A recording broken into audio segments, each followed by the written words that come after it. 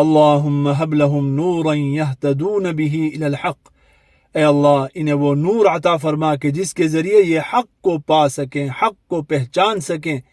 ये वो प्यारी दुआ है जो कि शेखुल इस्लाम इब्न तैमिया रहमतुल्लाह अलैह ने अपने दुश्मनों के लिए फरमाई।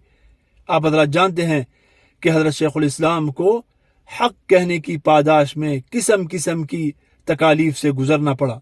एक मरतबा जब उनके ऊपर तकालीफ बहुत ज़्यादा सख्त हुई तो उनके भाई शेख शरफुद्दीन ने गिड़गिड़ा कर अल्लाह रब्बुल इज़्ज़त के सामने उनके दुश्मनों के खिलाफ बद्दुआएं शुरू कर दी। तो हज़रत शेखुल इस्लाम ने उनको रोक दिया और फरमाया, भाई बद्दुआ नहीं बल्कि ये दुआ करो, अल्लाहुम्मा हब लहुम नूरन यहतदून बिही इलल हक़। यह है पैगम्बराना तर्ज अमल। रसूलुल्लाह सल्लल्लाहु अलैहि वसल्लम ने भी बद्दुआ नहीं बल्कि दुआ फरमाई, अल्लाहुम्मा हदी कौमी फ़इन्नहुम ला यअलमून। तो दाई के दिल में खैरखाही का जज्बा होना चाहिए।